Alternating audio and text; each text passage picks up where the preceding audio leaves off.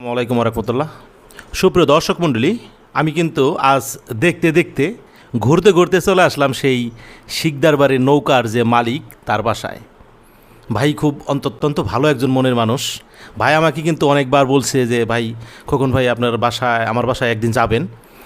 ভাইয়ের আসলে ভালোবাসার টানে থাকতে পারলাম না, এর কারণে এদিকেই আসার উদ্দেশ্য হচ্ছেই এই ভাইয়ের সাথে দেখা করা, এবং কি ভাই দেশে, এবং কি নিমন শিকদার ভাই কিন্তু আমেরিকায় থাকে, বা আপনারা অনেকেই কিন্তু জানেন।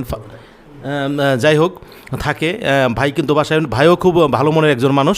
আসলে ভাইয়ের সাথে একটু কথা বলবো যে এই বছরটায় আসলে কোন কোন জায়গায় বাইচ খেলছে বা কি পুরস্কার আনছে, ভাইয়ের মুখ থেকে একটু শুনবো। সবাই সাথে থাকবেন। আসসালামু আলাইকুম ভাই। ধন্যবাদ কুমন ভাইকে। আসলে প্রথমে আমি সবাইকে ধন্যবাদ জ্ঞাপন করছি, আপনাদের এবং দেশবাসীর সবাইকে, যারা দেশের বাইরে আছেন সবাইকে ধন্যবাদ জ্ঞাপন করছি এবং আমার সালাম রাখবেন।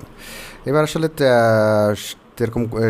তেমন কোনো বাইচ দিতে পারিনি, উল্লেখযোগ্য কোনো বাইচ দিইনি বা পুরস্কার আনতে পারিনি। তবে অংশগ্রহণ করেছিলাম দাউদপুর এবং কলাকুপার।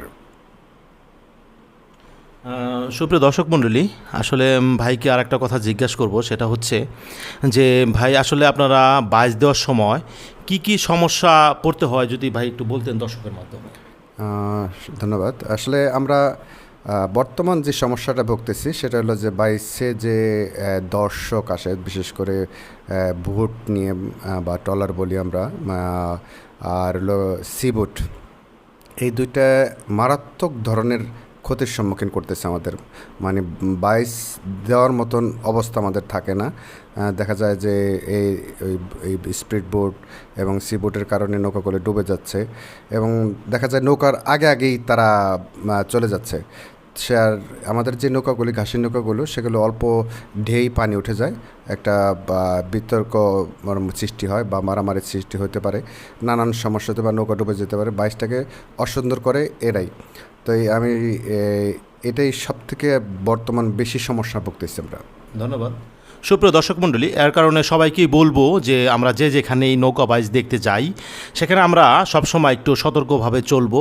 বা অন্য একটা নৌকা মালিকদের কিন্তু অনেক টাকা খরচ, আসলে এদের বড় মন মানসিকতা আছে বিদায় কিন্তু একটা নৌকার ভিতরে 80 জন 90 জন করে কিন্তু মাল্লা লাগে, বা তাদের পাশে কিন্তু হিউজ পরিমাণ টাকা খরচ হয়। সেখানে যা পায় একটা ফ্রিজ বা একটা টেলিভিশন বা একটা মোটর সাইকেল, সেটাকে কিন্তু হয় না।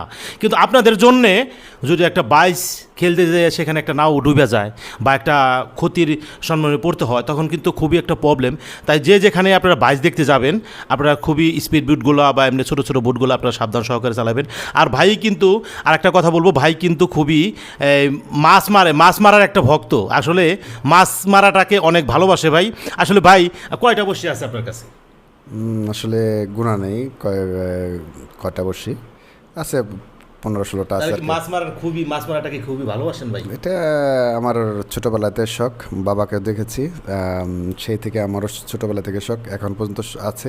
এর জন্য অনেক বাড়িতে পেশারের সম্মুখীন থাকতে হয়, তারপরে মাছ মারা ছাড়িনি, সুযোগ পেলেই চলে যাই নদীতে বা পুকুরে, এখনও চলছে, ইনশাল্লাহ সামনে যাব। সুপ্রিয় দর্শক মণ্ডলী, ভিডিওটা একটা বড় করবো না। মানিকগঞ্জের খোকন পেজই হচ্ছে আনন্দ বিনোদন। ভিডিও দেখার দায়িত্ব আপনাদের, পুরো মানিকগঞ্জ ভিডিও করার দায়িত্ব আমার। সবাই ভালো থাকবেন। আসসালামু আলাইকুম।